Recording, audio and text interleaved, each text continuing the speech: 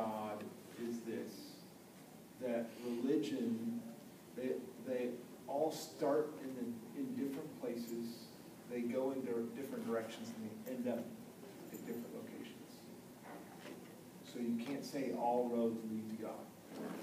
It doesn't work intellectually. Religion answers ultimate questions that human beings have. Who am I? What's our basic problem? Where do we come from? What is the key to life? What's after death? These are basic fundamental issues that religion answers. So, where do we come from? Who are we? That's a question that's answered different by different religions. You know, Islam says we're basically good. Christianity says no, we're basically bad. We've been birthed with a sinful nature. Where do we come from? Eastern religion thinks we came from past lives. And the reason that you suffer today is because of the sins you did in a previous existence. What is our basic problem?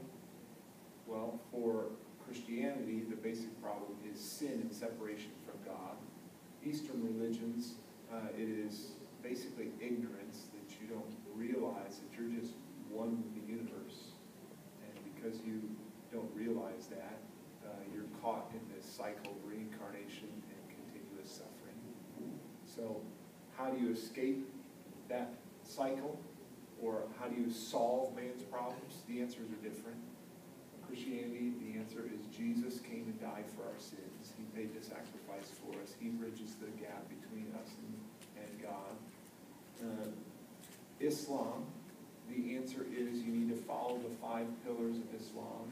And even if you do, you don't know if you're going to make it or not, because you could be a yard from the gate of hell and Allah still let you in, or you could be a yard from paradise and Allah not let you in. So it's really, in the end, it's up to him. But if you follow the 5 pillars, you'll probably have better luck. If not, well, you know, in some branches of Islam, it's just, well, I can go be martyred and then for sure I get in. So, wow. In Eastern religion, how do you solve the problem? It's through your enlightenment if you're a Buddhist. So, What? enlightenment, coming to this understanding of the way the universe really is, that will extract you from this cycle of reincarnation again and again. Is that like monks, Buddhism? Buddhism has monks in it, yes. Okay. They do. So, I think if you're a missions major, you do get a world religions class as one of your required. So have you had it yet? Mm-hmm. Learned about all of it. Yeah, it's fun. I love world religions. Have you had it? Okay. Yeah. Is anyone in this class, you guys are all, most of you are all missions majors or minors? No. Yes. You are not? Okay.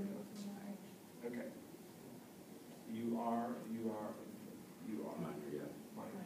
Okay, so you're minors, so you don't have to do the internship then. I believe that's true. I'm sorry, I had to think about it. I was Me like, too, was like, Daniel, are you never heard about it. a junior? I'm sorry, Andrew? I'm looking at you and saying Daniel. Sorry, you're a sophomore. So probably you won't do the internship this summer, you'll do it the following summer, correct? Yes. All right. I'm getting the word out that we want to get those who are doing internship together. So if you guys know missions majors that are juniors and they need to do their internship, have them get in touch with me. Can you do that if you're not a missions major for your practicum? Like if you're like evangelism and outreach, is that for practicum? Is that what that is? It is, yeah, basically. Okay. So you do an internship, you guys do a practicum. Oh, So okay. are you saying, can you swap it for your practicum? Well, yeah, I was wondering if that was an option for practicum for like different concentrations, or is that just I for don't think missions? so. Okay. I would think you'd have to do that. Now, if you wanted to do it as an extra and as one of your electives, that probably is possible. Okay. But not swapping it. I wouldn't. All right, so let's talk about universal and particular. Okay. Oh, no, let's not talk about that yet. That's why I put this slide in here to remind me to let you all know that since most of you are not doing the internship this summer, you have an incredible opportunity to do a field study trip to Israel May 19th through June 8th. You earn or you credit. You guys know Dr. Newberg? Yeah, great guy. And he's leading it. And he did his doctoral work in mission work in Palestine. Wow. So that is an awesome opportunity. Go if you can. Right? I loved my trip to Israel. It rocked my world. You'll read the Bible different. I think every theology student should go to Israel. So that's my commercial for it. Also, final exam schedule is out. Did I tell you this last time? Okay. Yeah. If you missed that, it's Wednesday, December 11th, noon to 2, so don't leave town until after class. Okay, so let's talk about cultural patterning. All right, cultural patterning. Culture provides this large number of rules or boundaries for people to operate within. People and groups of people, they can alter their cultural patterns that they've received, but they usually do that in minor ways, and then they pass, not only do you receive this pattern of ways to behave and think and act, but you pass them on to the next generation. But each generation, when it receives patterns from the past generation, tends to modify it in some way. Cultural patterning is not a dynamic, is not a static thing. Culture changes. Boundaries are not directives. They are potentially alterable. So just because there's a cultural pattern, a way that people do things, doesn't mean you are fated to do it exactly that way. That's what this is saying. It's a boundary that says, you know, within this set of parameters is normal behavior in this culture. You can go outside those boundaries, but you'll face a little bit of tension, probably internally and externally for that, but you can. You're not dictated to function within those boundaries. People and groups constantly alter the cultural patterns they've received. Sometimes that's more significant or less significant. There are certain cultures where that alteration is very significant. Like in American culture, we love change, so our patterns are changing pretty fast. But it also has to do not necessarily with the culture as a whole, but certain parts of the culture tend to change faster than other parts of the culture. So, music, fashion, those kind of things, they tend to be pretty dynamic and change pretty fast. And as I mentioned on Tuesday, a lot of times culture is changed when influential people step outside the boundaries and exhibit different behaviors or attitudes. And with globalization, with our media, that's speeding up its impact on the rest of the culture. Okay, so how do we change, how do cultural patterns change? How does culture adjust? How does the way we function change? The stimulus for a culture to change or cultural patterns to change can either come from within the culture, within the society, that things are happening within, and so, you know, that famous actress is, you know, wearing that crazy dress, and now everybody wants to wear that crazy dress and that style, whatever. That's within the culture. But it also can come from outside the culture, where contact with other groups of people, other cultures, we see a different way of doing things, and that begins to influence the way we do things. Or from a supracultural source, something that stands outside of individual cultures like God. God and Satan are both influencers of cultural development or demise.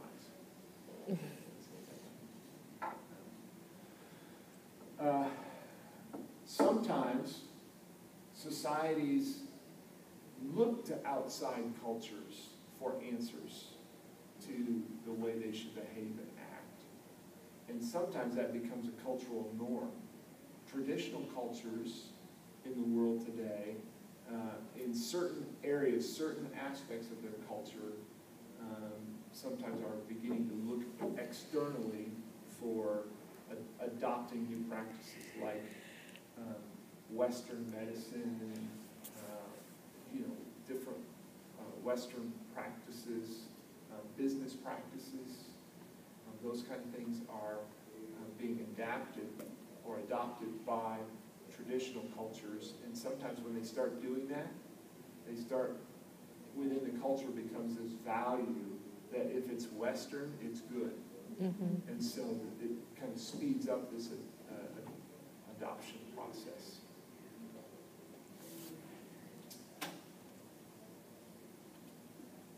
Cultures are never static. They're always changing. Even in pre-literate or conservative cultures that we think, don't ever change, they do. The process is just slower. And it's a misnomer to go to to go to Papua New Guinea and find some ancient tribe, back in the jungle and think that their culture has been the same for thousands of years. Well, maybe it has a slower change rate, but there's change happening in that culture. And that's actually, to use the word primitive, as if it's this old culture that's never changed, would be an inaccurate statement. It's not primitive, and in fact, it's very developed but it's been isolated in its development. So it hasn't had influences from outside cultures speeding up that process or influencing the process. It's all been internal. And again, cultures like America, with our short history, and we have been a place where we have had people moving here with different cultural backgrounds and cultural traditions. And so, as we've interacted with people in a close space from other cultures, it's impacted the way people live, function, think. So there's a process for cultural change that we go through. So when we and it's an unconscious process where we select a particular behavior. That behavior may be within the boundaries, or it may be a creative stroke, and so we think we're going to do something that's against the cultural norm, and we do something different. So we select that behavior, whether it's within the culture or outside the cultural norms, and when we do that behavior, there is feedback that happens internally. Sometimes it comes externally. So based on that feedback, we decide whether we're going to continue to do that behavior or we're going to discard it. So if we use a behavior that's a norm in our culture, and we do the behavior, and we feel good about it, and it's natural to feel good about it because that's the norm, probably that's going to reinforce us doing that same behavior in the future. If we do what is normal and we don't like it, well, next time we come around, we're probably going to look for some alternative behavior. Or we try something that nobody else is doing, and it doesn't work, and we discard it, and we go back to the norms of society. So there's this feedback process where And most of it's unconscious. We're selecting behaviors all the time. And if the feedback's positive, it reinforces that behavior. If it's negative, we start searching for new ways to do things.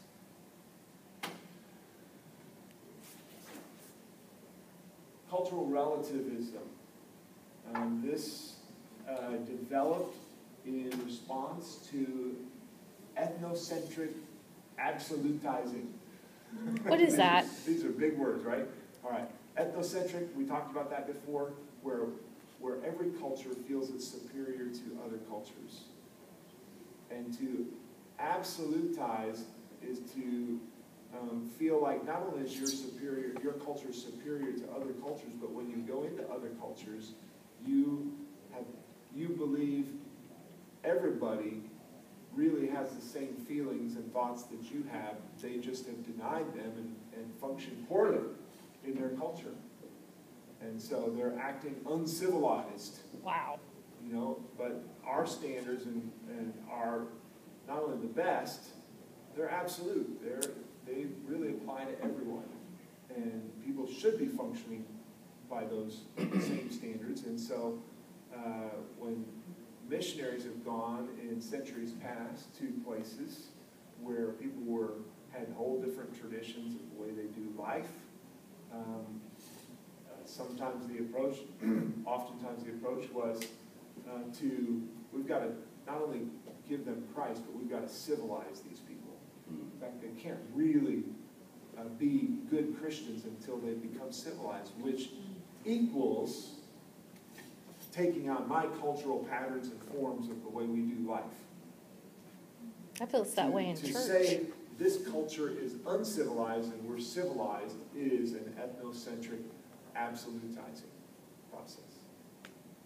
So, what's happened is that as anthropologists have gone out and studied different cultures and seen the behaviors that are there as systems that work, there's sociocultural adequacy, which we talked about before. Those behaviors make sense in that particular culture. And so to think of them as uncivilized is a wrong way to think about them.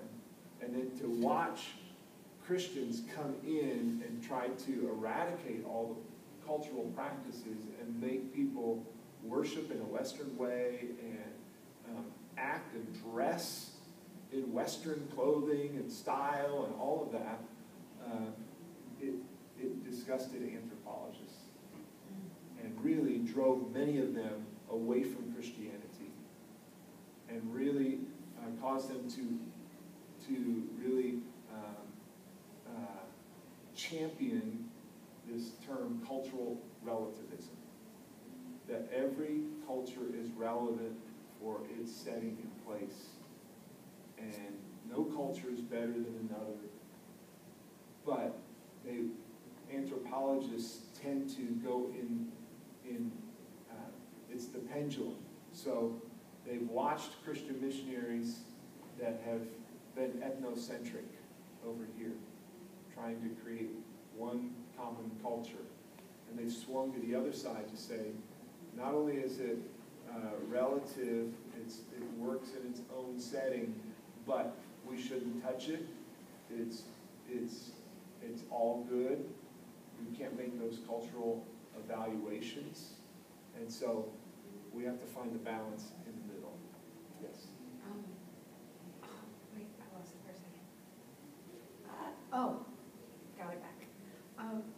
So what should our response be if, almost, not the opposite is happening, but in the sense of,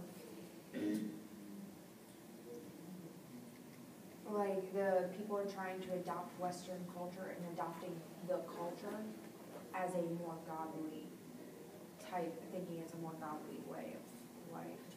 Yeah. Like, for example, instead of going to church in their regular clothes, they go out and buy a suit because Americans wear suits to church, so we're going to wear suits to church, even though that's not in our cultural norm, that's nowhere near the norm of the area, kind of thing. Yeah. Like, what should our response be to that, or should we just not touch it? No, we should touch it. The way we should touch it is in those settings, we should function as an apostolic church planter. We're talking about this in church growth and planting. As an apostolic church planter, you go in and you raise up local leadership. You're not there because you're doing it cross-culturally. So you go in and you reach people for Christ. You raise up local leadership. But the apostolic church planter needs to work with that local leadership to help them dig into the scriptures and for them to evaluate and create the appropriate forms for worship. And to not just transplant Western forms. In fact, to be very careful not to do that, but to bring the gospel and then lead the people in a process of determining what would be the culturally appropriate way to dress if you're going to worship God. And it could be that it is some form of dressing up, but according to that culture, that's the process. Now, again, we just talked about how there are many traditional cultures that have adopted this cultural value of anything Western is better. And so that's part of what's happening in this process. And so that cultural value is just being applied to religion as well. That probably works okay. It's not best, but it works okay because it's something that is a cultural value that's taking place. It's not just foreign imposition. But they feel good about that because they have this value in their culture. Does that make sense? Yeah. That doesn't make it right. We, as communicators of the gospel cross-culturally, we need to incarnate the gospel. We need to bring the gospel in ways that take the language and shape of the culture. And we need to help establish a church that takes on the cultural forms that communicate with the heart of the people. That's not foreign, but that is indigenous. It's a complex process that doesn't happen overnight. And part of the big challenge is we come in and we have our cultural glasses on, and we cannot take our cultural glasses off. We will always see through our filter. And so we really have to help those that we're coming to serve and bless and care for, help them to help us see the way they see. And that's a challenging process. And it's uncomfortable, and there is a line. When does it become syncretism? What are the practices, the forms of worship that are too tied to their original religion? And when they do those particular practices, they're not interpreting it as a Christian practice anymore. It's still a pagan practice. That's something we'll talk about later on. Tenet has a great chapter on it. And so it has to do with a spectrum of contextualization, C1 to C6. We'll talk about those. C1 and 2 has to do with this is a Western transplant, basically. C5 and 6 is very indigenous and looks like the culture almost completely. And then there's in between. And so we'll talk about all those different levels. Think through those. I'm sorry. I was leaving my phone in my office, but my battery in my watch went out. So anyway. Okay. So this all caused anthropologists to react to Christianity in a negative way. Cultures are quite different, so there's truth in cultural relativism. But there's also a lot of similarities, and that's what cultural relativism, when it's taken to its extreme, ignores. That cultures are based on human similarities. So we have things that are common among human beings of all cultures, but those common things are expressed, or common needs are met through different cultural forms in different cultures. We all have the need for family relationships, okay? So, what those relationships look like, how you relate to different members of your family are different in different cultures. But the reality is we all have family and we all have a need for family. Okay, so there's a strong similarity, but the way it gets fleshed out is different in different cultures. So let's talk about the areas of similarity. First is biological. We are biologically incredibly similar, no matter what culture we're from, no matter what ethnicity we're from. Race makes very little difference in our biological makeup. Really, the one thing that's different doesn't have to do with culture, it has to do with gender. Doesn't have to do with ethnicity. That's where the biggest biological difference happens, is between male and female, not between one group of people and another group of people. We all have digestive systems. We have small differences, like in, different groups of people might have kind of different facial patterns, or skin color, but these are so minor that sometimes we have height differences. When I was in China, I stood out because Wow. I was much taller than everybody else. But we all had hair, we all had, just all the basic things. We all have the same biological needs. We all need food to sustain this body. We all need rest to sustain this body. We all need to drink liquids. So we have these same basic needs. Now, the kinds of things we eat, different in different cultures. Patterns of rest, different in different cultures. So the way those needs are met is different, but the needs are the same.